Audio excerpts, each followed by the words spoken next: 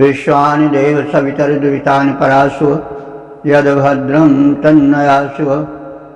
ॐ भद्रं कर्णेभिः शृणुयाम देवा भद्रं पश्येमाक्षभिर्यजत्राः स्थिरैरङ्गैस्तुष्टुवांसस्तनुर्भिर्विषेम देवहितं यदायुः।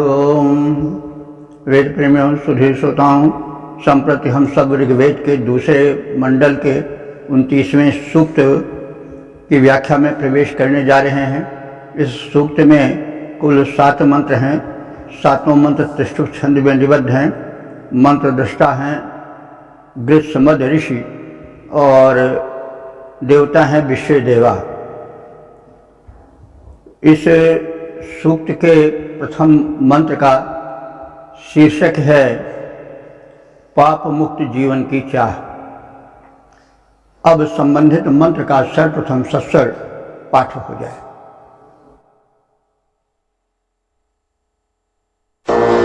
धृतौरता आदित्या इशिरा आरेवत्कर्तरः सोरिभागः शृण्वतो वरुणमित्रदेवा भद्रस्य विद्वान् अवसे हुवेवः।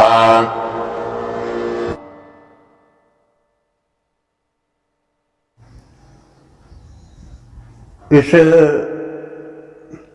प्रथम मंत्र के देवता हैं विश्व देवा और उनसे प्रार्थना है पाप मुक्त जीवन की चाह। तो मंत्र के सम्यक अवधारणा के लिए आवश्यक है कि हम देवता विषयक स्पष्ट अवधारणा प्राप्त कर लें। तो विश्व देवा कोई एक देवता नहीं है। जैसे वरुण या अग्नि या इंद्र, उस प्रकार की कोई एक देवता नहीं है, बल्कि इनमें संपूर्ण देवों का समावेश है। 3 से लेकर 33 और 33 करोड़ देवताओं तक की जो मान्यता है वो सब विश्व देवा में समाहित है। वैसे विश्व का अर्थ होता है संपूर्ण। तो जितनी दिव्य शक्तियां हैं वे सब की सब विश्व देवा में आ जाती हैं। ये हम सब जानते हैं कि कोई वस्तु बिना ऊर्जा के, बिना शक्ति के नहीं चल सकती है। ये सामान्य सिद्धांत है। जड़ या चेतन कुछ भी चले, एक स्थान से दूसरे स्थान पर जाए, तो उसके लिए ऊर्जा की परम आवश्यकता होती है। तो विश्व देवा जो हैं वे संपूर्ण शक्तियों के समूह हैं जिनसे कि यह वैश्विक प्रक्रिया संचालित हो रही है। तो इस तरह से इन्हीं विचारधाराओं से विभिन्न वाद दार्शनिक ग्रंथों में बाद में विकसित हुए होंगे। जैसे जब यह हो जाता है कि संसार पूरा देवमय है, विश्व देवा, पूरा विश्व ही देवमय है, तो फिर सर्वम खल्विदं ब्रह्म, ये सारा का सारा जड़ चैतन्यमय जगत जो है वो ब्रह्म है। अहम ब्रह्मास्मि, मैं ब्रह्म हूँ। ब्रह्म माने परम व्यापक परमात्मा। फिर प्रश्न हुआ कि फिर तुम क्या हो? तो तत्त्वमसि, तुम भी वही हो। और फिर सब कुछ क्या है? तो सर्वम खल्विदं ब्रह्म। तो मैं तुम यह सब कुछ ब्रह्ममय है, सब कुछ देवमय है। या कण कण में सोई साई रमता, कटुक वचन मत बोल रे, सर्वत्र वही है। जिस ओर देखता हूं उस ओर तू ही तू है, न तेरी सी खुशबू न तेरी सी बू है। सर्वत्र वही एक शक्ति है। बीच में एक दृष्टि भ्रम जैसा होता है, जिससे द्वैत उत्पन्न हो जाता है। दो वस्तुएं दिखाई पड़ने लगती हैं, माया ब्रह्म, जीव जगत, भेद विभेद हो जाते हैं। यह दार्शनिक सिद्धांत है। अद्वैतवादियों का कथन है, यह जो दो दिखाई पड़ रहा है या अनेक दिखाई पड़ रहा है, यह दृश्य भ्रम है। तो ये देखें ही दृग अंगुल लाए, प्रगट जुगल सच तिनके भाई। चंद्रमा तो एक है, लेकिन अगर नेत्र को दबाया जाए उंगलियों से धीरे से, तो दो चंद्रमा दिखाई पड़ने लगते हैं। जल तो एक ही, लहरें अनेक दिखाई बन जाती हैं। तो बस एक ही तत्व है, एक ही तो असीम उल्लास विश्व में पाता विविधाभास। वही किरणों में सुंदर लास, वही सोनों में सुंदर वास, वही कण कण में है उल्लास। तो जगत में पाता विविधाभास। तो यह है दृष्टि। जब दृष्टि बदल जाती है तो सृष्टि बदल जाती है। फिर सब कुछ जिधर देखता हूं उधर तो ही तू है। फिर कौन किसका शत्रु, कौन किसका मित्र, कौन अपना कौन पराया। तो ये दर्शन है। अब अद्वैतवाद, फिर उसी में द्वैताद्वैतवाद, द्वैतवाद, विशिष्टाद्वैतवाद, शुद्धाद्वैतवाद, तमाम वाद निकले। लेकिन इन सब का मूल वेद ही है। अब जब व्याख्या होने लगती है तो बुद्धि में एक जो चिंतन की व्यापकता है वो अलग अलग बन जाती है, दृष्टिकोण बन जाते हैं। है भी, सत्य भी है। विचार करें तो व्यवहार जगत में पुरुष एक ही है, लेकिन वो अनेक रूप में देखा जाता है। कहीं वो पिता कह करके पुकारा जाता है, कहीं पुत्र कह के पुकारा जाता है, कहीं भाई कह करके, कहीं शत्रु कह करके, कहीं मित्र कह करके, कहीं साला, कहीं बहनोई, कहीं कुछ ससुर, कहीं कुछ, कहीं दामाद, कहीं ब्राह्मण, कहीं क्षत्रिय, कहीं कुछ, कहीं सेवक, कहीं स्वामी। तो उससे पुरुष तो नहीं बदल जाता है, लेकिन संबंध जो जाते हैं तो सभी संबंध ठीक ही हैं। जो जिस संबंध से पुकारता है उसका वो संबंध गलत नहीं है। अपने अपने स्थान पर सब सही है। व्यक्ति एक है, व्यक्तित्व में विभाजन हो जाता है, कुछ ऐसा ही है। तो दर्शन ग्रंथ पढ़े जाएं, बड़े मजेदार हैं। उनमें चिंतन वैविध्य से विचार वैविध्य और एक गूढ़ चिंतन श्रेष्ठ विषय मिलता है। वेदों में भी ऋषियों ने कहा है, एकम सद विप्रा बहुधा वदंती। सत्य तो एक ही है। ज्ञानी लोग उसको भिन्न भिन्न रूप में व्याख्यायित करते हैं। फिर वो तमाम देवताओं में बदल गया। अब उसमें 3 से लेकर के 33 तक आ गए, फिर 33 करोड़ आ गए, फिर सब कुछ ब्रह्ममय ही हो गया। तो कहने का मतलब यह है कि विषय देवा में समग्र देव आ जाते हैं। द्वादश आदित्य, 8 वश, 11 रुद्र, देवा पृथ्वी, प्रजापति आदि जितने सब समुद्र हैं देव। और फिर अंत में क्षण कण कण में देव देव। वृक्ष भी देव, तुम भी देव, ये भी देव, सब कुछ देव ही देव है। जो देता है वह देव ही है। तो हम देख रहे हैं कि सभी कुछ न कुछ दे रहे हैं। वृक्ष भी दे रहे हैं, लताएं भी दे रही हैं, पुष्प भी दे रहे हैं, धरती भी दे रही है, आकाश भी दे रहा है, नदियां भी दे रही हैं, सब दे ही रही हैं। तो दाना, द्योतना, दीपनाद देवा सब देव ही है। तो ये दृष्टिकोण है। बहरहाल अब हम विश्व देवा पर हैं। विश्व देवा के अंतर्गत समग्र देवता आ जाते हैं। अब इस पहले मंडल में खासतौर से आदित्यों की प्रार्थना है, उनसे निवेदन है। तो आदित्य के विषय में हम सब जान चुके हैं। 12 आदित्य हैं, 6 से लेकर के 7, 8, 12 माने 12 आदित्यों तक की चर्चा है। तो अब आदित्य भी विश्व देवा में आ जाएंगे। तो विश्व देवा के अंतर्गत माने जाने वाले आदित्यों से इस प्रथम मंत्र में प्रार्थना है कि वे पाप से मुक्त जीवन हमें दें। तो पाप पीड़क होता है, हम पाप करते रहते हैं जाने अनजाने में।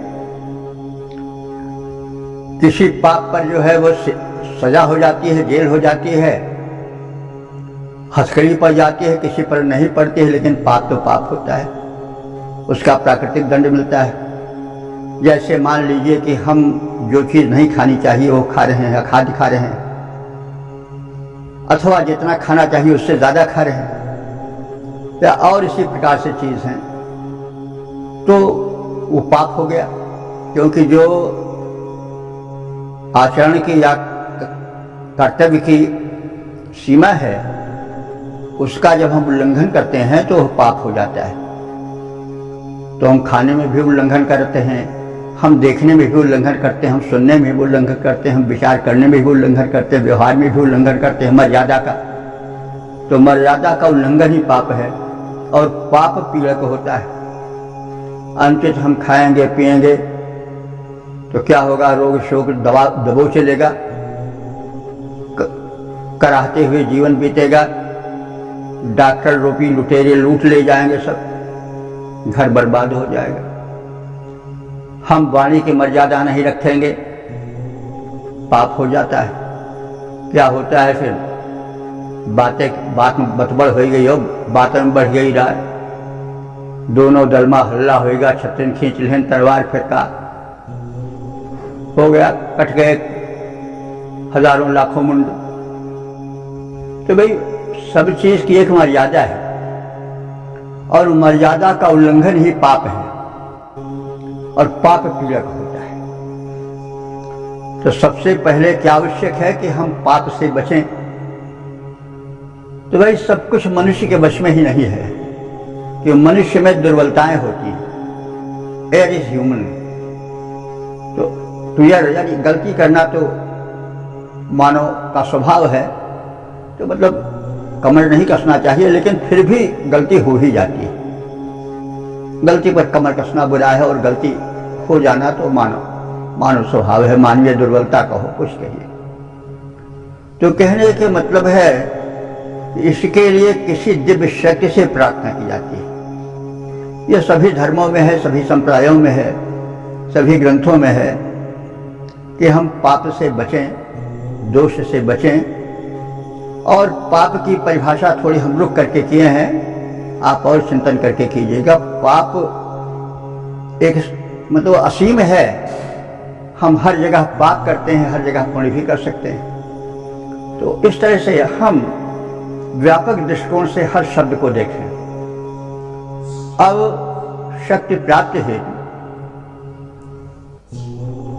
देवों की स्तुति की जाती है, उसमें इस मंत्र में आदित्यों से स्तुति की जा रही है।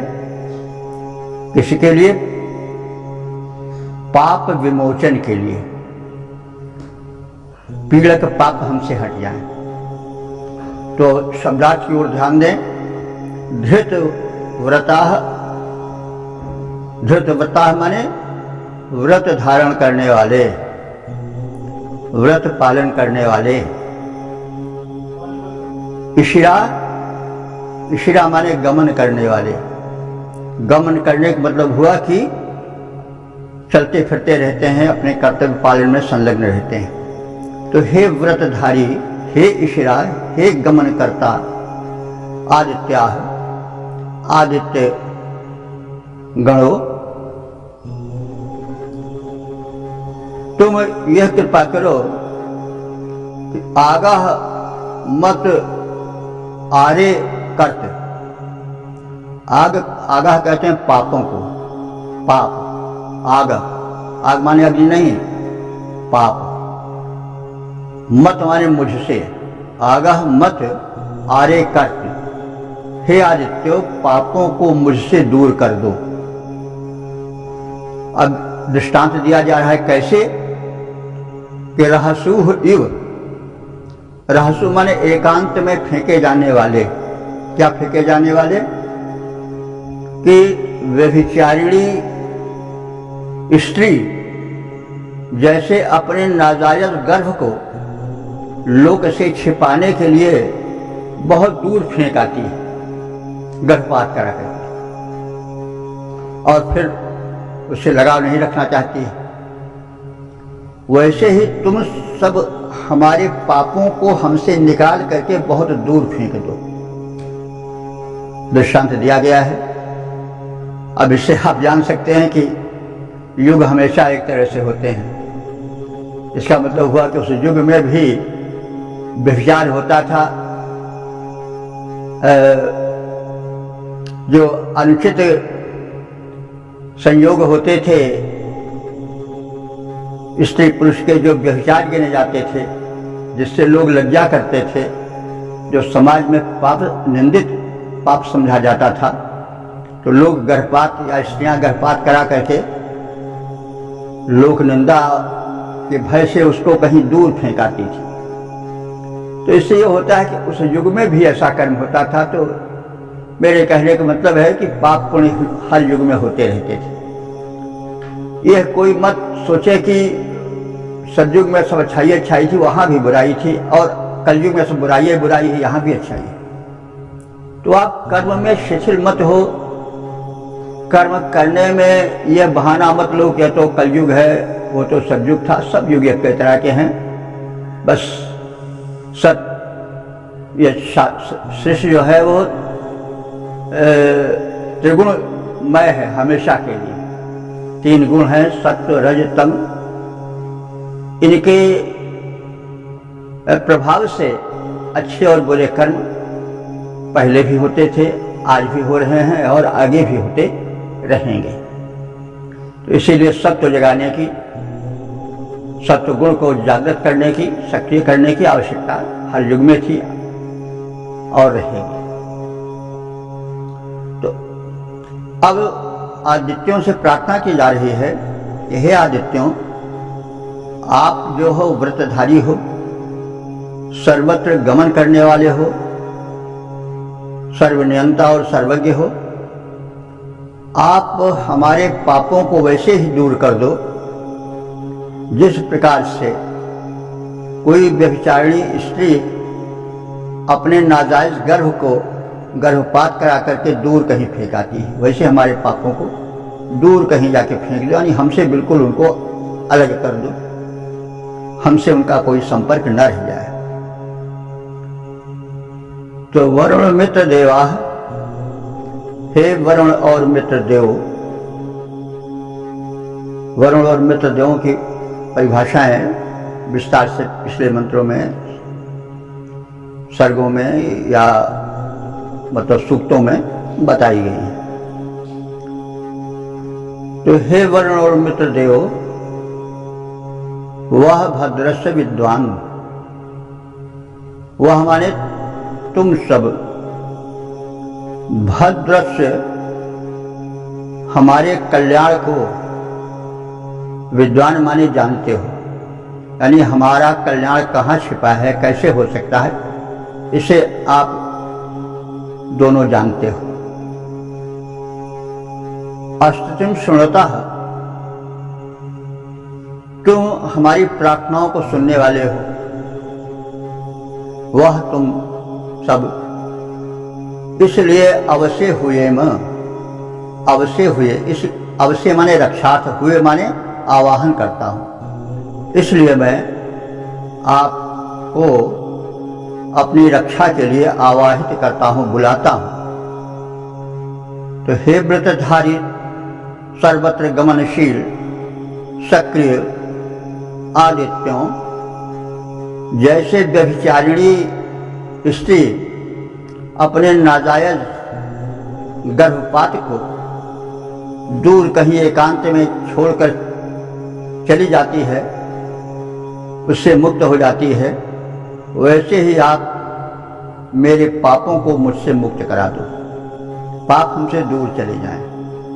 हे वरुण और मित्रदेव, तुम्हारी कल्याणकारी शक्तियों से मैं अवगत हूँ। तुम प्रार्थनाएं सुनते हो, मैं तुम्हें प्रार्थना सुनाता हूँ और रक्षार्थ बुलाता हूँ। पद रूपांतरण है, सर्वत्र गमन करने वाले हे आदित्यों बलधारी, अनुचित गर्भपात तज देती, दूर यथा पतिता नारी। वैसे पाप दूर कर फेंको, मैं तेरे गुण गाता। हे विनती सुनने वालों, मैं तुमको विनय सुनाता। ओम वेद प्रेमियों, सुधी श्रोताओं, संप्रति हम सब ऋग्वेद के दूसरे मंडल के 29वें सूक्त के दूसरे मंत्र की व्याख्या में प्रवेश करने जा रहे हैं। इस मंत्र के दृष्टा ऋषि विस्मत, देवता विश्वदेवा और छंद त्रिष्टुप है। शीर्षक है शत्रुनाश की प्रार्थना। अब संबंधित मंत्र का सर्वप्रथम सस्वर पाठ हो जाए।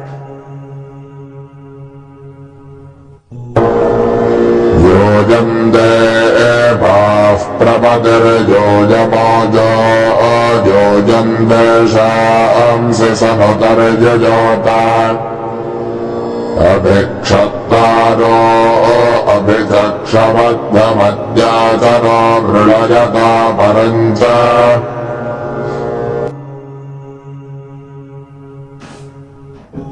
इस दूसरे मंत्र में देवों की शक्तियों का कथन है, पुनः शत्रुनाश की प्रार्थना है। तो शत्रु आंतरिक भी हैं, बाह्य भी हैं।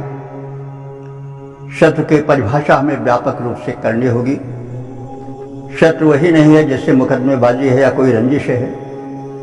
शत्रु हमारे मित्र भी हो सकते हैं, वे हमारे चारों ओर भी हो सकते हैं, भीतर भी हो सकते हैं, बाहर भी हो सकते हैं। इस प्रकार से हम शब्दों को व्यापकता से लेकर चलें। तो देवा हो, हे देवो, हे दिव्य शक्तियों, दानाद द्योतनाद दीपनाद वा देवा, यूयम प्रमति, तुम लोग विशिष्ट मत वाले हो, विशिष्ट चिंतन परायण हो, विशिष्ट ज्ञाता हो। यूयम ओजा, तुम ही ओजस स्वरूप सर्वत्र विद्यमान हो, ओजस्वी हो। यूयम सनुतः देवशांसी योजयते, तुम देवशियों को, देशियों के छल कपट प्रकट कर देने वाले हो, यानी तुम्हारे कारण उनके छल कपट छिपे नहीं रह सकते हैं, क्योंकि तुम सर्वज्ञ हो, शक्तिशाली हो। तो यूयम सनुतः द्वैशांसी योयोत, तुम जो शत्रु हैं और गुप्त पापी हैं, अपने पाप को छिपा कर चलते हैं, ऊपर से सज्जन दिख पड़ते हैं, भीतर से घनघोर राक्षस रहते हैं, तो वे तुमसे छिप नहीं सकते हैं। तुम उनके उन दोषों को जान लेते हो और इसलिए तुम अभिक्षत तारा, शत्रुओं को चारों ओर से नष्ट करने में सक्षम हो। और अभिक्षयध्वम, तुम शत्रुओं को सभी ओर से नष्ट करो, उनका कहीं अस्तित्व न रह जाए। न अद्य अपरम चमड़े, न माने हम सबको, अद्य माने आज, अपरमचा और आगे आने वाले दिनों में, मृडयत माने सुखयत, सुखी बनाओ। तो हे देवगण, तुम सब विशिष्ट ज्ञाता हो, ओजस्वी हो, तुम द्वेषियों के छल कपट को जानते हो, वे अपने छल कपट को लाख उपाय करें छिपा नहीं सकते हैं। तुम अंतर्यामी हो, सर्वशक्तिमान हो, इसलिए तुम जान ही लेते हो। हम भले न पहचान पावे, तुम पहचान लेते हो। तुम सब शत्रुओं के संहारक हो। शत्रु जो पीड़क हैं वे सब शत्रु हैं, तो तुम समस्त कोटि के शत्रुओं के संहारक हो। शत्रुओं को चारों ओर से घेर कर नष्ट करके हमारे वर्तमान और भविष्य के सभी दिनों को सुखमय बनाओ, ऐसी तुमसे प्रार्थना है। पद्य रूपांतरण देखें। हे देवों, तुम ओजस्वी ज्ञाता विशेष कहलाते, छलियों के छल कपट जान जाते, न गुप्त रह पाते। तुम खल दल बल संहारक, उनका अस्तित्व मिटाओ। तुम खल दल बल संहारक, उनका अस्तित्व मिटाओ। मेरे वर्तमान भावी दोनों को सुखद बनाओ। ओम। वेद प्रेमियों, सुधी श्रोताओं, संप्रति हम सब ऋग्वेद के दूसरे मंडल के 29वें सूक्त के तीसरे मंत्र की व्याख्या में प्रवेश करने जा रहे हैं। मंत्र दृष्टा से वृत्समध्य हैं, देवता है विश्वदेवा, छंद है त्रिष्टु, शीर्षक है विश्वदेवों से कल्याण की प्रार्थना। अब संबंधित मंत्र का सस्वर पाठ हो जाए। किमो नवः कृणभामापरेण किं सनेन वसव आप्येन योजन्नो अमित्रा वरुणारितेजस्वस्तिमिन्द्रा मरुतो दधाता।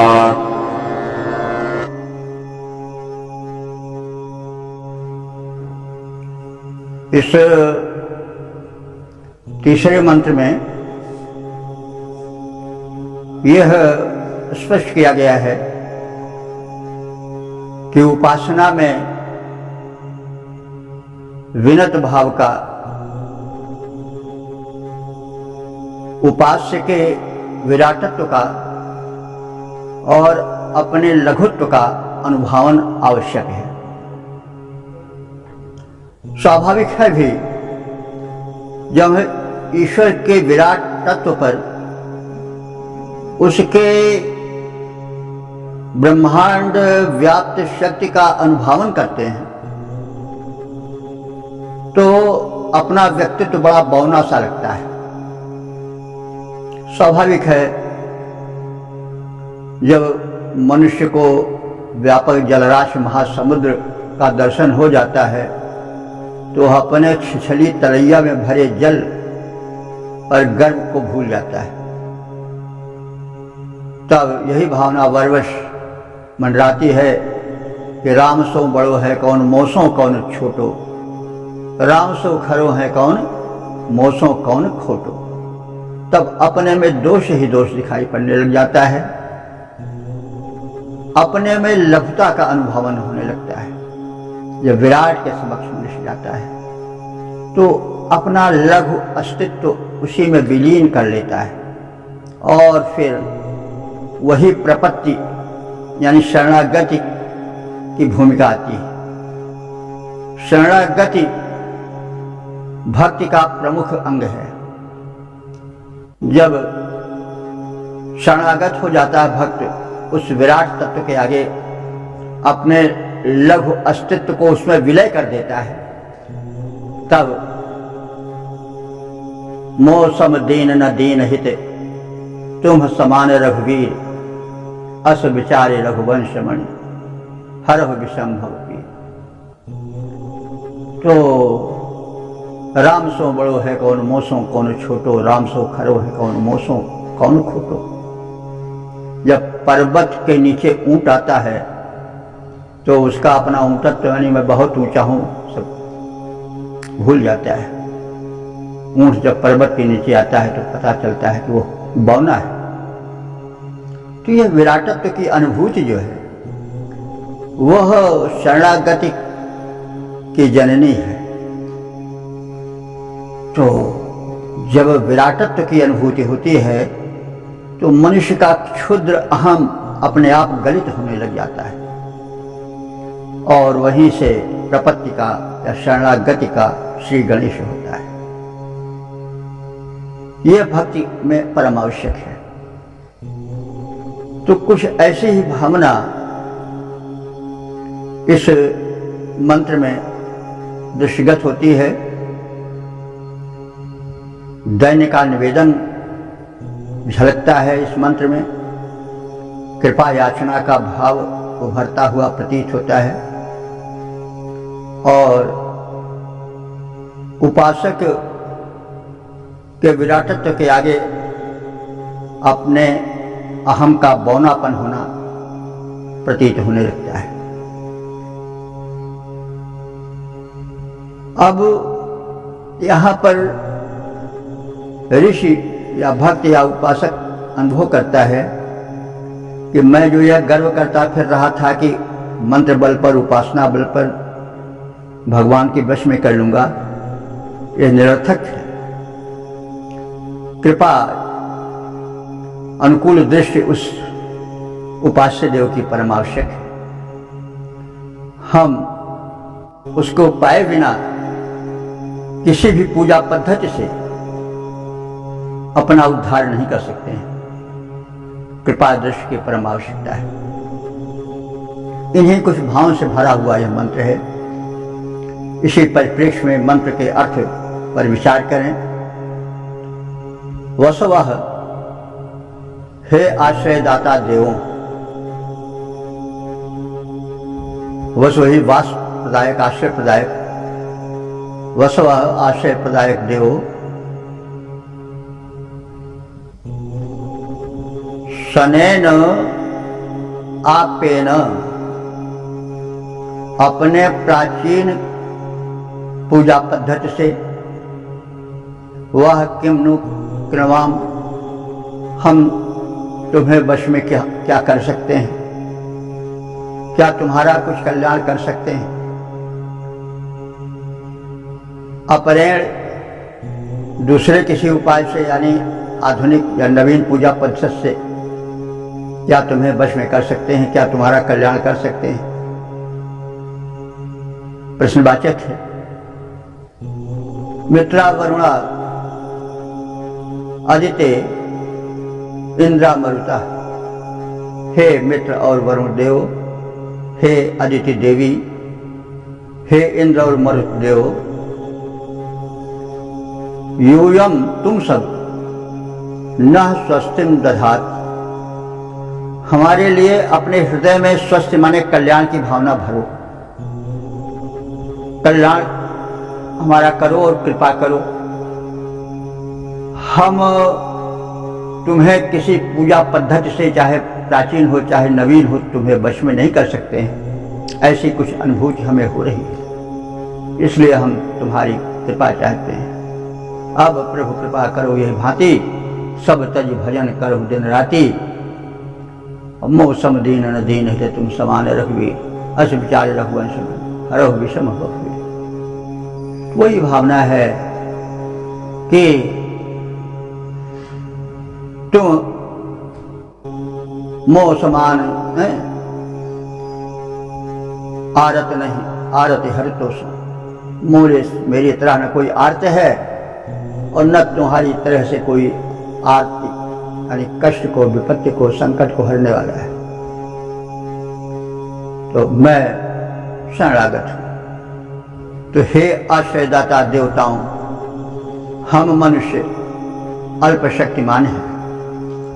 अपनी प्राचीन पूजा पद्धतियों और दूसरे प्रकार की वर्तमान, नवीन और भविष्य की पूजा पद्धतियों से हम तुम्हारा क्या कल्याण कर सकेंगे?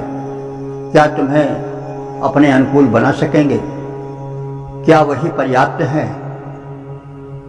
क्योंकि आप तो बहुत ऊंचे हो। परम महान हो। अस्तु हे मित्र वरुण, अदिति और इंद्र तथा मरुदगण, तुम परम समर्थ हो और समर्थ होने के कारण हम पर दया दृष्टि करो, हमारा कल्याण करते रहो। हमारी पूजा पद्धतियां इतनी सशक्त नहीं हैं कि तुम्हें वरवश प्रसन्न कर सके। एतदर्थ तुम्हारी कृपा दृष्टि परम आवश्यक है। पद्य रूपांतरण देखें। हे आश्रयदाता देववृंद, तुम अति समर्थ अति शक्तिमान, तुम ही हमको दे सकते, हम क्या कर सकते तुमको प्रदान।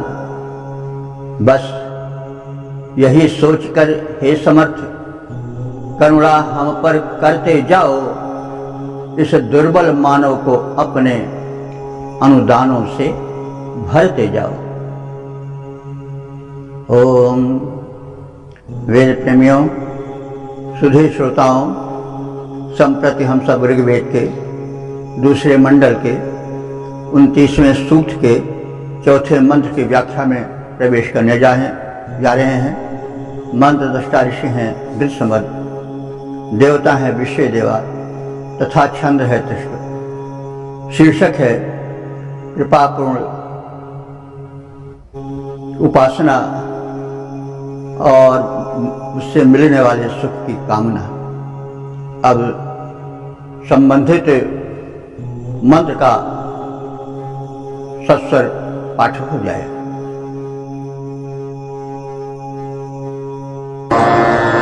खजेरे बाजोदमिदाभयस्थते प्रणतनाथमानाजमह्यम्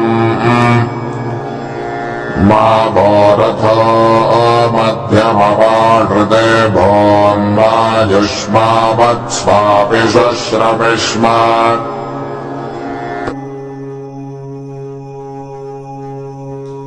इस चौथे मंत्र में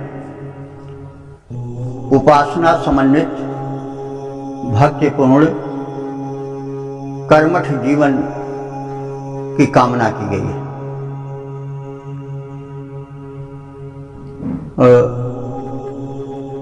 हुए देवा, हे आहूयमान देवताओं, यूयम इत आपयः स्थ। यूयम माने तुम सब ही, इत माने ही, आपया, आपया कहते हैं अपने भाई बिरादरी को आप। तो तुम सभी हमारे निकट के बंधु बांधव हो। यूयम इत तुम ही, आपया हमारे अपने हो यानी बंधु बांधव हो। नाथ मानाय मह्यम मृडत। नाथ मानाय माने स्तुति करता, मह्यम माने मेरे लिए, मृडत माने कृपालु हो जाओ, सुखकर बन जाओ। स्तुति करता मेरे लिए आप सुखकर बनो, सुखदाता बनो। वह रथा ऋते मध्य मवाट माभूत। वह रथा माने तुम्हारा रथ, जिससे तुम शीघ्र पहुंच जाते हो उपासक के पास, कर्मशील के पास। तो उसके द्वारा ऋते, ऋते माने यज्ञ, यज्ञ में आने में विलंब मत करो। मध्य मवाट माभूत, यहाँ आने में मंदगामी न हो, यानी विलंब न करो, शीघ्र आओ। तो यहाँ पर यज्ञ कह करके कर्मशील जीवन की सूचना दी गई है। हम उपासना कर रहे हैं और यज्ञ भी कर रहे हैं, अर्थात सत्कर्म भी कर रहे हैं, कर्म में भी निरत हैं, केवल हाथ जोड़कर ही बैठने वाले नहीं हैं। तो कर्म का और भक्ति का समन्वय देखा जा सकता है। तो हे देव, हम आपको अपना बंधु बांधव, सखा संबंधी मानते हैं और प्रार्थना करते हैं कि आप हम सबको सुखी करें, संपन्न करें। हम आपके स्तुति करता हैं। वह रथ, आपका रथ, आपके गमन का साधन ऋते मध्य हमारे यज्ञ में भी विलंब मत करें पहुंचने में। माँ भूत, मध्यम वाट माने रुके हुए राह वाला मत हो, यानी यहाँ पर पहुंच जाए तुम्हारा रथ हमारे इस कर्मस्थल तक। तो युष्मावत्सु आपिषु मां श्रमिष्ट, तुम वैसे हितैषियों की सेवा करते हुए हम न थकें। युष्मावत्सु माने तुम जैसे देवों के, युष्माकम से युष्मावत्सु तुम जैसे स्वामियों की, तुम जैसे हितैषियों की सेवा करते हुए, आपिषुमा श्रमिष्ठ, सेवा करते हुए हम श्रम का अनुभव न करें। आप आओ, हम आपकी सेवा करें और उस सेवा में थकान का अनुभव न करें। तो यह एक भक्ति भावना है, उत्कंठा है, और इसमें संबंध जोड़े गए हैं। संबंध में कहा गया है तुम हमारे आपय हो। आपय माने अपने बंधु बांधव रूप में हो। तू दयालु दीन हो, तू दानी हो, भिखारी हो, प्रसिद्ध पातकी, तू पाप पुंजहारी। ये सब भक्त अपने संबंध जोड़ते रहते हैं भगवान से। तो भगवान तो बस शक्ति तो वही एक है। नाम लेने से, नाम बदलने से शक्ति का रूप नहीं बदलेगा, यह हमेशा ध्यान रखिए।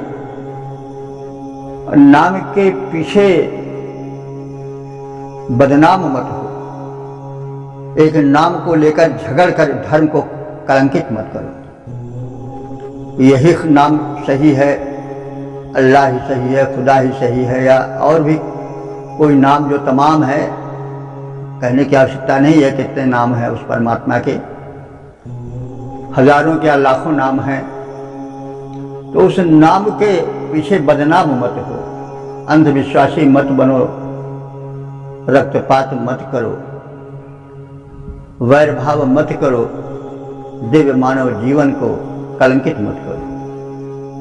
तो उससे संबंध जोड़ो, कोई संबंध जोड़ो। तो मोहि नातो अनेक मानिय जो भावे, और ज्यों त्यों तुलसी कृपालु चरण शरण पावे। हम में तुम में एक नाते नहीं हैं, अनेक नाते हैं। माता का, पिता का, भाई का, बंधु का, बिरादरी का, स्वामी का, सेवक का, प्रेमी का, प्रेमिका का। तो मोहि नातो अनेक मानिय जो भावे, और ज्यों त्यों तुलसी कृपालु चरण शरण पावे। आपसे संबंध बना रहे। तो इस प्रकार से युष्मा वत्सु आपिषुमा समिष्ठ, और आप ये संबंध जुड़ जाए, आप आ जाओ कृपा पूर्वक, तो हम तुम्हारी सेवा करते हुए थके नहीं, आलस्य का अनुभव न करें। निरंतर हम उत्साहित बने रहें, तुमसे जुड़े रहें। तो हे देवगण, तुम ही हमारे भाई बंधु हो। मुझ स्तुतिकर्ता को सुखी करो। तुम हमारे यज्ञ की वो तीव्र गति से आओ, हमारे इस कर्मशील जीवन को सफल बनाओ। हम तुम्हारे द्वारा निर्दिष्ट कर्म के करने में संलग्न हैं, तो मेरी कर्मभूमि पर आओ। और जैसे सखा सहायक, तुम जैसे सखा सहायक की सेवा करते हुए हम कभी थके नहीं, कभी शिथिल न हो। पद्य रूपांतरण देखें। तुम्ही हमारे सखा सहायक भाई बंधु हमारे, तुम्ही हमारे सखा सहायक भाई बंधु हमारे। सुखी करो मुझ अस्तोता को, मेटो संकट सारे। यज्ञ स्थल की ओर हमारे कृपया देव पधारें। तुम जैसे देवों की सेवा करते हुए न हारें। हम निरंतर तुम्हारी सेवा में सुख का अनुभवन करते रहें। यही मेरा जीवन हो, ऐसे ही मेरे जीवन का लक्ष्य हो, जिसे आप पूरा करो। ओम। वेद प्रेमियों, सुधी श्रोताओं, संप्रति हम सब ऋग्वेद के दूसरे मंडल के 29वें सूक्त के पांचवें मंत्र की व्याख्या में प्रवेश करने जा रहे हैं। मंत्र दृष्टा ऋषि हैं गृत्समत, देवता है विश्व देवा और छंद है त्रिष्टु। प्रतिपाद्य है देवों से अनुग्रह की प्रार्थना। अब संबंधित मंत्र का सर्वप्रथम सस्वर पाठ हो जाए। प्रभ एको मिमजभोर्या गोजन्मापितेव कितवंशशासात् आरे पाशा आरे अधानिदे मामाधिपुत्रे विविभद्रभीष्टात्।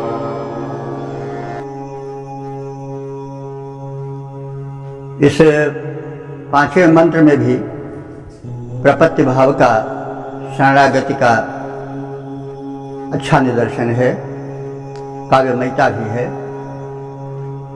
तो उपासक निवेदन कर रहा है देवों से कि हे देव, पिता कितवम इव, जैसे पिता अपने कितव, कितव माने कुपथगामी पुत्र को भी उपदेशित करता है, उसे सन्मार्ग दिखाने की चेष्टा करता है, सन्मार्ग दिखाता है। तो ऐसे आप भी, भले ही मैं नालायक बेटा हूँ आपका, सुयोग्य नहीं हूँ, तो भी आप मुझको उसी प्रकार से प्रेम देते रहो, रास्ता दिखाते रहो, जैसे अपने कुपुत्र को भी पिता उपदेश देता है। यत मां शशास, क्योंकि तुमने मुझे उपदेश दिया है, उससे मेरा जीवन सुधरा है, इसलिए मुझे पथ दिखाने से, उपदेश देने से वंचित न रखो। वह एका, तुम्हारे अकेले ही प्रभाव से, भूरि आगाह मिमय, हाँ, भूरि माने अनेक, आगाह माने पाप, मिमय माने नष्ट हो गए हैं। तुम्हारे अकेले ही प्रभाव से, उपदेश से, प्रेरणा से हमारे अनेक पाप नष्ट हो गए हैं। देवा, हे देव, पाशा आरे, पाश यानी बंधन, पाप के बंधन, दोष के बंधन, चाहे आर्य माने हमसे दूर हों अथवा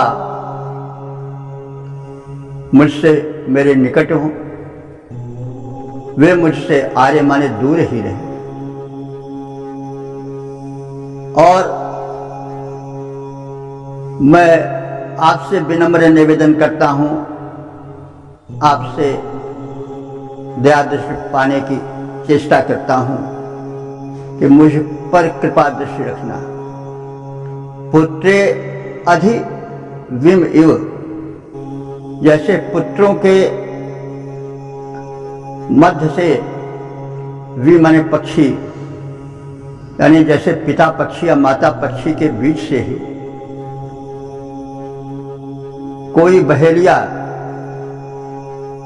शिकारी उनके पुत्रों को, चूजों को छीन ले जाता है।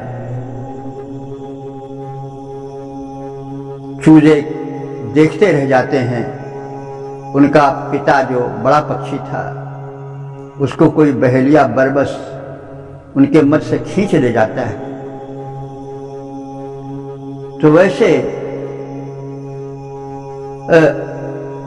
मेरे प्रति अकरुण हो करके मेरे पुत्रों परिवारों से मुझको विलग मत करना, मुझे पकड़कर दंडित करने के लिए मत ले जाना। तो बड़ी अच्छा दृष्टांत, उपमा है, दृष्टांत है ये। अब ऋषि थे, वन में रहते थे, साक्षात दृश्य देखते थे, बहेली आते थे और पक्षियों के घोंसलों में या उनके खोलहर में, वृक्षों में भी पक्षी रहते थे और वो चढ़ जाते थे। पक्षी अपने बच्चों की रक्षा में बैठा रहता था, उनको अपने पंखों से जकड़े हुए रक्षा में। इसी बीच बहेली आता था और उसको पकड़कर खींचकर बरबस ले जाता था वध करने के लिए, दंड देने के लिए। चूजे देखते रह जाते थे। तो यह दृष्टांत है, ऐसे मुझे दंडित मत करना, मेरे घर परिवार बाल बच्चों से हटा करके यह निर्दय व्यवहार मेरे साथ में होने पावे। जैसे एक पिता पक्षी के पंखों की छाया में रहने वाले उनके चूजों या पुत्रों के सामने से कोई बहेलिया उस पक्षी को खींच करके ले जाता है, बच्चे देखते चीखते रह जाते हैं, असमर्थ रहते हैं। उस स्थिति में मुझे मत डालना। इस देश को बढ़ते बढ़ते हमें जो बाणभट्ट की कादम्बरी है, उसमें जो एक दृश्य आया है अरण्यका की, जिसमें वो शुक कहता है कि मेरे पिता को एक बहेलिया आया और उसने देखा चारों ओर और घोंसला होने का अनुमान किया और चढ़ गया वो क्रूर पिशाच और पक्षियों, बड़े बड़े पक्षियों को पटकने लगा। तो वो जो शुक है वो अपनी बीती बताता है कि मेरे पिता अपने पंख से मुझको समेटे रह गए और मैं धरती पर पटक दिया गया बहेलिए के द्वारा। मेरे पिता पटक दिए गए, लेकिन मेरे अपने पंख की छाया मुझसे नहीं छोड़ी और वो उसके दृश्य बचा करके मैं भाग करके एक तमाल के झाड़ में छिप गया। इस तरह से मेरी रक्षा भी खैर ये बिल्कुल समझ पड़ता है कि जैसे बाणभट्ट ने कुछ इसी मंत्र से जैसे प्रेरणा ली हो। वो एक है जो कादम्बरी पढ़े हैं वो जानते हैं उस प्रसंग को। तो बहरहाल इसमें एक बड़ा काल्पनिक दृश्य प्रस्तुत किया गया है कि अपराध होते हैं, लेकिन उस व्याधि की तरह मेरे साथ अकरुण दृश्य न होने पावे, जबकि कोई व्याध बहेलिया उस पिता पक्षी को जो अपने चूजों को, पुत्रों को अपने पंख की छाया में समेटे रहता है, उसको पकड़ कर ले जाता है और दंड देता है, मारता है, जो कुछ करता वध करता है। तो ऐसे ही मुझे मेरे परिवार से अलग करके दंडित न करना। बहरहाल ये एक थोड़ा करुणामय दृश्य है। तो यानी हे प्रभु मेरे अपराधों को क्षमा करना, मुझ पर करुण दृश्य बनाए रखना। गलतियां होती हैं, लेकिन ऐसा भयंकर दंड मुझे न देना। ये मतलब एक दैन्य है जो भक्ति में अनिवार्य भी है। प्रपत्ति शरणागति उसी से उत्पन्न होती है। तो पिता जैसे कुपथगामी पुत्र को भी पुत्र का भी हितैषी बनकर उसे शिक्षा देता है, वैसे तुम मुझ पतित को या पथच्युत को उपदेश दिया करो, जिसके प्रभाव से मैंने अकेले बहुत से पापों को नष्ट कर दिया है। आपके उपदेश, आपकी प्रेरणा का यह प्रभाव है। हे देवों, बंधन और पाप से मुझसे दूर रखो। जिस प्रकार व्याध पक्षी को उसके शावकों के सामने ही पकड़कर ले जाता है, वैसे हमें पकड़कर कष्टित मत करना। पद रूपांतरण देखें। ज्यों कुपुत्र को पिता पढ़ाए वैसे ज्ञान दिया है तुमने, हे प्रभु। ज्यों कुपुत्र को पिता सन्मार्ग दिखाए, पाठ पढ़ाए, वैसे तुमने ज्ञान दिया है। उससे मैंने पाप बहुत सा अपना दूर किया है। हे देवो, बंधनों और सब पापों को तुम हर लेना। व्याधि गृहीत विहग ज्यों मुझको, व्याधि गृहीत विहग ज्यों मुझको पकड़ दंड मत देना। ओम। वेद प्रेमियों, सुधीर श्रोताओं, संप्रति हम सब ऋग्वेद के दूसरे मंडल के 29वें सूक्त के 6ठे मंत्र की व्याख्या में प्रवेश करने जा रहे हैं। मंत्र दृष्टा ऋषि हैं गृहस्मद, देवता है विश्व देवा और छंद है त्रिष्टु। मंत्र का प्रतिपाद्य है दुष्टों से रक्षा की प्रार्थना। अब संबंधित मंत्र का प्रथम सस्वर पाठ हो जाए। अर्वाञ्चो अद्या भवता जजत्रा अभोहार्ति भजमानोऽप्यजेजम् त्राध्वन्नो देवा निजुरो मृगस्य त्राध्वम् कर्तादवपदो जजत्राः।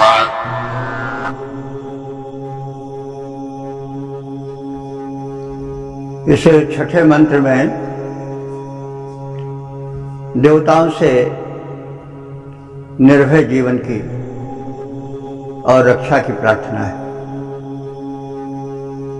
यजत्राह, यजत्राह माने यजनीयाह, पूज्य देवों का विशेषण है। हे यजत्राह देवा, हे पूजनीय देव, अद्य अर्वांचः भवतः, आज हमारे, अर्वांचः माने समक्ष, भवता माने हो जाओ, आज हमारे समक्ष प्रकट हो जाओ, अपने प्रभाव को दिखाओ। भयमानः, मैं भयभीत हूँ संसार की पीड़ाओं से, संसार की दुर्दशाओं से, रोग शोक से, सबसे संतुष्ट हुआ पीड़ित जीवन बिता रहा हूँ।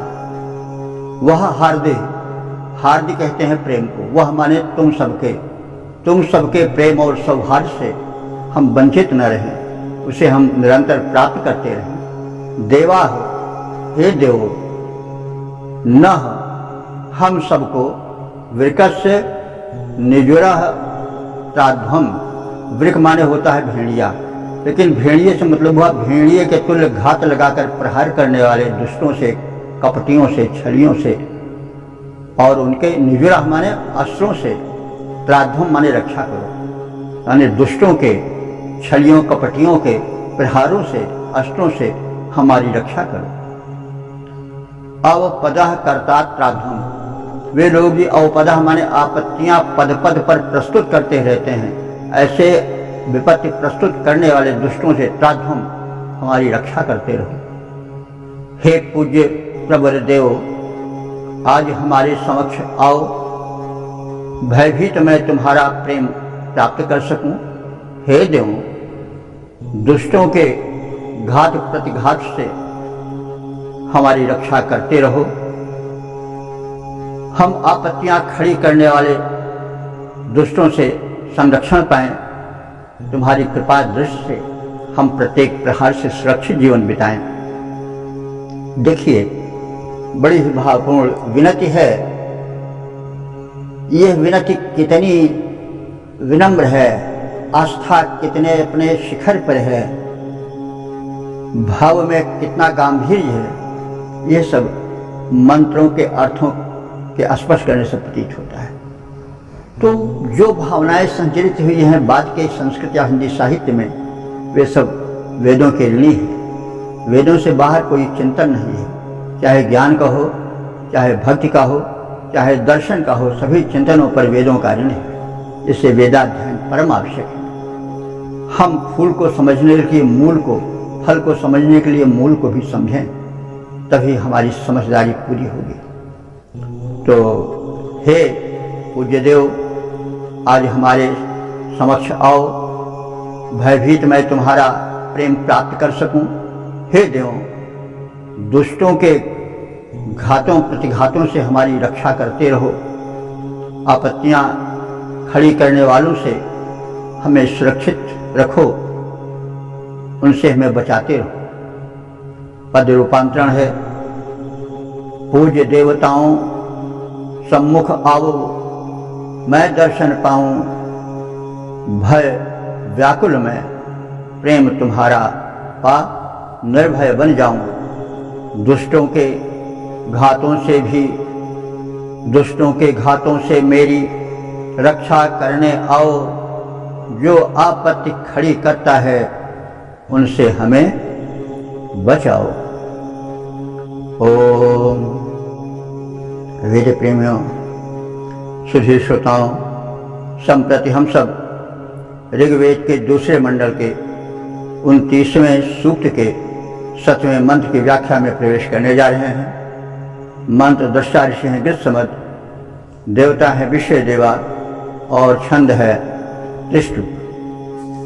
प्रतिपाद्य है, न हम सुखी समृद्धों से ईर्ष्या द्वेष रखें और न अपने उत्कर्ष पर गर्व करें। अब संबंधित मंत्र का सर्वप्रथम पाठ हो जाए। माहं मघोनो वरुण प्रियस्य भोरिदां न आविदं शोनमापेः मा राजो राजं सुजमादवस्थां बृहद्वदेव विदधे सुवीराः।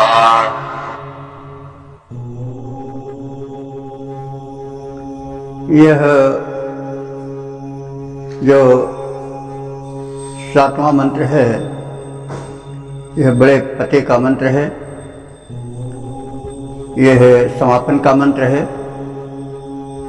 इसमें एक आदर्श मानव जीवन का, उदार जीवन का सुंदर चित्र है। हम प्रायः समाज में जब किसी को बढ़ता हुआ देखते हैं तो ईर्ष्या का अनुभव करते हैं, उसके उत्थान को देखकर दुखी होने लगते हैं। ये बड़ी कमी है मनुष्य की। और अपने उत्थान पर, धन आ जाने पर फूले नहीं समाते हैं, दूसरे को अपमानित करते हैं। ये समाज की विडंबना है और पतन की स्थिति है। तो ऋषि इस मनस्थिति का अनुभव करके प्रार्थना करता है कि हमारा समाज जो, व्यक्तिगत जीवन जो वो एक आदर्श जीवन हो, वो इस प्रकार से हो। कैसे? वरुणदेव से प्रार्थना या विश्व देवों से प्रार्थना करते हुए कहा जा रहा है कि हे विश्व देव, हे संपूर्ण देवमंडल, अहम मघोना प्रियस्य, मैं मघोना माने ऐश्वर्यशाली व्यक्तित्व को देखकर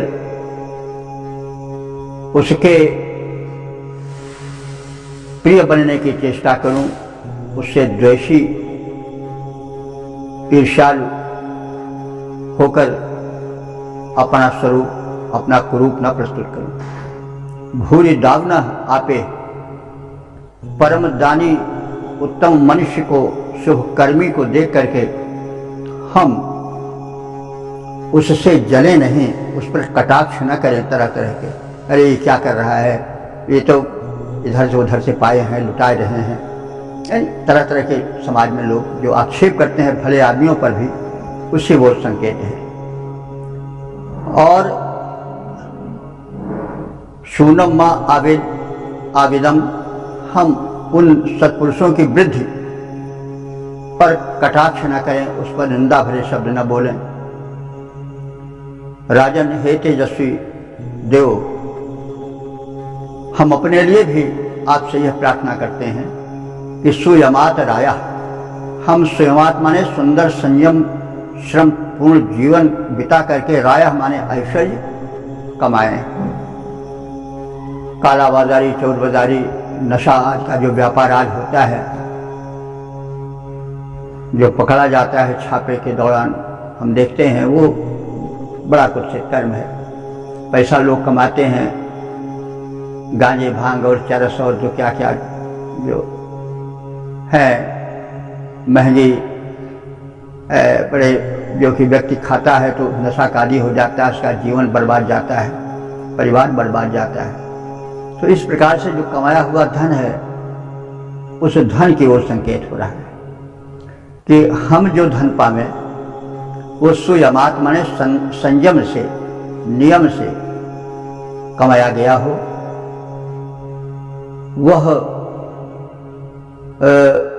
किसी कुमार्ग से कमाया हुआ धन न हो। सुयमात राया, हम स्वयं जो संयम पूर्वक, सदाचरण पूर्वक, श्रम पूर्वक धन कमाएं, तो उस धन पर माँ अवस्थाम, उस धन पर हम अभिमान न करें। यानी हम धन संचित करें तो श्रम से करें, लेकिन उस पर भी हम उस अवस्था में मत आवें जो गर्व वाली अवस्था होती है, अभिमानी की अवस्था होती है। अभिमान न करें, क्योंकि सब कुछ तो तुम्हारा है। मेरा मुझ में कुछ नहीं, जो कुछ है सो तेरा, तेरा तुझको सौंपता क्या लागे है मेरा। बड़ा अच्छा दान की एक अच्छी व्यवस्था की गई है कि दान में अभिमान नहीं होना चाहिए। किसी ने रहीम दानी से पूछा कि सीखी कहाँ नवाब जो ऐसी दैनी दैन, ज्यों ज्यों कर ऊंचे उठें त्यों त्यों नीचे नैन। आपके हाथ देने के लिए ज्यों ज्यों ऊंचे उठते हैं त्यों त्यों आपके नेत्र नीचे होते जाते हैं। तो उन्होंने कहा कि देनहार को और है देत रहत दिन रैन, लोग भरम हम पर करत ताते नीचे नैन। नेत्र हमारे इसलिए नीचे हैं क्यों, लोग कहते हैं कि बड़े दानी हैं, बड़े दानी हैं। मुझे संकोच होता है कि मैं बीच में दानी निरर्थक कहला रहा हूँ, क्योंकि ये तो मेरा है नहीं, यह तो देने वाले दाता का है, तो इसलिए मेरे नेत्र नीचे हो जाते हैं। मैं तो इस प्रकार से मतलब यह है कि दान दो तो नम्रतापूर्वक दो, अहंकार पूर्वक मत दो। तो वही बात कही जा रही है कि मैं धन पाने पर अहंकारी मत बनूं, और इसके साथ ही साथ मैं नास्तिक भी न बनूं। सुवीरा विद से बृहद वरेन, अपने वीर पुत्रों, परिवारों, परिजनों समेत आपके हे परमात्मा ने, हे दाता, हे देव, आपके बृहद वरेन व्यापक यश का गुणगान करते फिरें, ताकि आप के गुण के आगे सब लोग झुकें और नास्तिकता का समूल विनाश हो और आस्तिकता का प्रचार प्रसार हो। तो हे देव, मैं ऐश्वर्यवान, दानी, उत्तम कर्मी मनुष्य की ऐश्वर्य वृद्धि पर ईर्षा द्वेषवश उसकी निंदा न करें। हे वरुण, हे देवताओं, मैं धन पाकर दूसरों को नीचा न समझूं, मैं धन पाकर दूसरों को नीचा न समझूं, न अभिमान प्रकट करूं, अपितु नम्र होकर के भक्तिपूर्वक जीवन बिताऊं और सपरिवार वीर पुत्रों समेत हे देवों, मैं तुम्हारी स्तुति में सदैव विनत बना रहूं, स्तुति में निरत रहूं। तो पद्य रूपांतरण है, दानी धनी सुकर्मी के सत्कर्म देख मैं सुख पाऊं। दानी धनी सुकर्मी के सत्कर्म देख मैं सुख पाऊं। न कि द्वेष बस वृत्ति देख उनकी, निंदा कर जलता जाऊं। मैं धनवान बनूं पर मन में करूं नहीं अभिमान। वीर सुतों समेत देवों का करूं सदा गुणगान। तो इस प्रकार से हमने इस ऋग्वेद के दूसरे मंडल के 29वें सूक्त के 7 मंत्रों की व्याख्या से परिचय प्राप्त किया, और अब तक जो मंत्र व्याख्यायित हो चुके हैं उनकी संख्या 2299 हो चुकी है। इस ऋग्वेद के द्वितीय मंडल के 29वें सूक्त के जो 7 मंत्र हैं, जिनकी हम व्याख्याएं संक्षेप में सुनते आए हैं, उनका सार है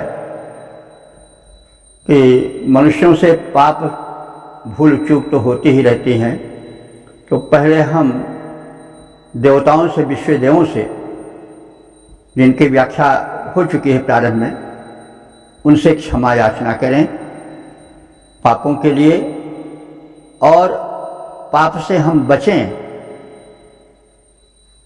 इसकी भी उनसे प्रार्थना करें। हम कर्म कुशल जीवन बिताएं भक्ति भरा जीवन बितावें, उपासना से सना प्रार्थनापूर्ण जीवन बिताएं। हमारा जीवन स्वयं एक प्रार्थना बन जाए और इस सूक्त में शरणागति प्रपत्ति का अच्छा उभार देखा जा सकता है। भक्ति में, अध्यात्म में अहंकार का स्थान नहीं है। हम भले ही साधना में कितने आगे बढ़ जाएं, लेकिन अहंकारी मत बने। आदर्श जीवन, सत्कर्मशील जीवन बिताएं। अपने उत्थान पर गर्व न करें और दूसरे के गुण को देख करके, वैभव को देख करके जले नहीं। और इस प्रकार से विनम्र और प्रार्थनापूर्ण जीवन बितावें। समग्र परिवार हमारा आचरणशील, विनम्र और प्रार्थनापूर्ण हो और देवों पर, दिव्य शक्तियों पर विश्वास करने वाला हो, नास्तिक न हो। हम वेद के प्रचारक हों, आस्तिकता के, सद्भावों के प्रचारक प्रसारक हों। स्वयं अपना जीवन बितावें विनम्रतापूर्ण, कर्मपूर्ण, कर्मशील और प्रार्थनापूर्ण। तो इन्हीं सब विचारों को, दुर्लभ विचारों को इस सूक्त में स्थान दिया गया है। वेदों के सिद्धांत बड़े ही महत्वपूर्ण हैं, बड़े ही पते के हैं। इन्हीं का प्रसार प्रचार संपूर्ण साहित्य में है। तो हम वैदिक ज्ञान गंगा में स्नान अवश्य करें और प्रचार प्रसार करें, ऋषि ऋण से मुक्त हों। तो इस अनुरोध के साथ मैं अपनी वाणी को विराम देता हूँ। ओम सर्वे भवन्तु सुखिनः, सर्वे सन्तु निरामयाः, सर्वे भद्राणि पश्यन्तु, मा कश्चित् दुःख भाग् भवेत्। ओम।